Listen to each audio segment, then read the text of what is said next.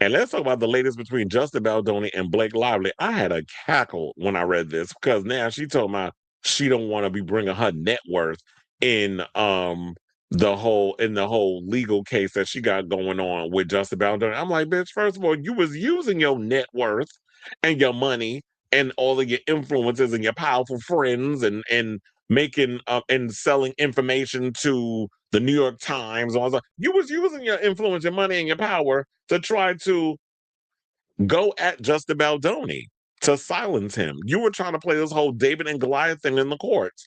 And now that Justin's like, oh, so this is the game you want to play. Let's bring your finances into the situation. Now you want to backpedal. Get off my line with this bullshit, as I'll call it. We're trying not to curse, but it warranted it. So, in legal documents filed by the 42-year-old filmmaker on Friday, he argued against 38-year-old Lively's previous insistence that why is it that Ryan Reynolds has this obsession with dating women younger than him? He about to push 50. And he with a 38-year-old. Wealth is not, and it basically said that her and Reynolds' wealth is not significant to the case and risk influencing or triggering biases against wealthy individuals. Well, it says that whole financial gap situation between the haves and the have-nots, we're already there. So whether or not it's brought up in the case, people already side-eyeing a lot of you rich folks with the way y'all be acting anyway. And shout out to Mayor Mamdani because he's like, I'm taxing rich folks' second homes where y'all just leaving them shits empty. Y'all barely in them. And so, yeah, we don't put a tax on your houses. And the place you better sell it and move since y'all was all talking about y'all was going to move. And according to that fat, fuck, wide back, dementia ridden asshole of a president, he's over there talking about that people are fleeing at an alarming rate. And I'm like, where?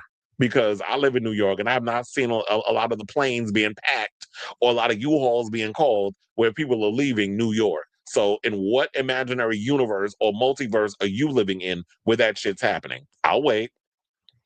So now, according to legal paperwork obtained by TMZ, Baldoni thinks the financial component is a key factor because the actress has alleged she lost millions in revenue due to his alleged smear campaign against her. Meanwhile, but she was using her millions to create negative stuff against Justin and using her power and influence to have him off the red carpet of his own damn movie. His family and him was banished to the basement while she up there living her best life with that fucking overbite and that half faggot of a husband of hers on the red carpet. Really? This is what we doing? Now, Baldoni, who acted and starred in the 2024 drama It Ends With Us with Lively, thinks Reynolds' income is just as pertinent. Well, probably because she uses his money in order to get all this happening. Blake ain't flowing like that in the coins. She's not rolling in the dough like her husband is. All that Deadpool money that he's out here making, because what other movie he making all that money from but Deadpool? So all that Deadpool money he been rolling around in and doing little angel wings in, of course, they was using that money to go against Justin. So they said his income has become as pertinent because his wife typically does not accept acting opportunities, which conflict with Reynolds' acting schedule, particularly when he is able to garner a higher income for his movies than she can. Which is literally what I just said. The couple is believed to be worth a combined $400 million. However, the judge previously threw out 10 of Lively's 13 claims against Baldoni, including her defamation claim, which debunks the argument that his actions affect her income. Now, Baldoni has also requested, according to the outlet, that Reynolds' Nice Pool character from Deadpool and Wolverine be presented in the forthcoming May trial. He is arguing that the on-screen persona mocks him, supporting his bullying allegation. Which, yeah, man bun and all, we all know it was a dig at Justin. We didn't get it then, but now we see it. His legal team wants to use Nice Pool to show the jury his image was publicly attacked, forcing him to enlist a crisis management strategy. Days ago, Lively filed various motions accusing Baldoni's camp of angling to flood the trial with gossip character attacks and details of her and her husband's financial business, evidence she says has no bearing on the case and risk biasing a jury. She asked the judge to exclude references to negative news articles or online chatter that portray her as a mean girl. Girl, please, because you can't sit up out here and cuck them like you do Variety, Deadline, TMZ, all the main outlets who sit up there and kiss your ass because they want the exclusives. But you took out a whole ad in the New York Times slandering Justin Baldoni. So you want to have your cake and eat it. But when he wants to go and point out your hypocrisies, now you're going to about, oh, it's going to be biases against you because you're like, get the fuck out of here with this. And then also you going after content creators for reporting it. You get no empathy from me at all because you was coming after people in my neck of the woods who talk about this. So her lawyers argue that much of the material Baldoni's team wants to introduce amounts to inadmissible hearsay and improper character evidence. They claim his camp is attempting to put her character on trial with evidence that is largely irrelevant to the court dispute. Now, in December 2024, Lively named co-star and director Baldoni in a lawsuit accusing him of harassment, retaliatory conduct, and intentional infliction of emotional distress. With the suit, he outlined missing work opportunities, including hosting the season's 50th premiere of SNL on September 2024.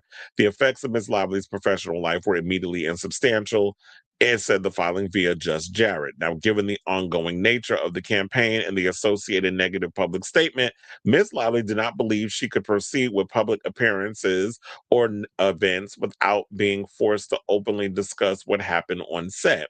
It was added, for example, Ms. Lively canceled a critical Target corporate event for her hair care company because she was promoting hair care and all kinds of other things like she a goddamn influencer while she supposed to be promoting the damn movie.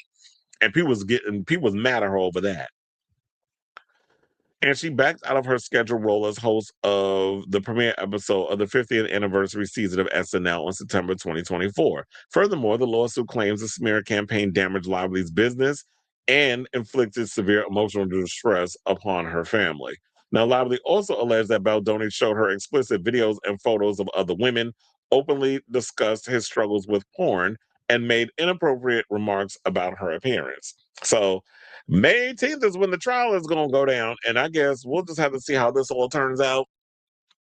But I'm entertained by the shenanigans. But girl, you open up this can of worms. I don't know why you all upset that this is all coming to light. What is it? Oh, this is the game you playing? Um, or as Alyssa Edwards wanted to say, oh, you want us to go that way? All right. If this is where you want to go, then we'll go.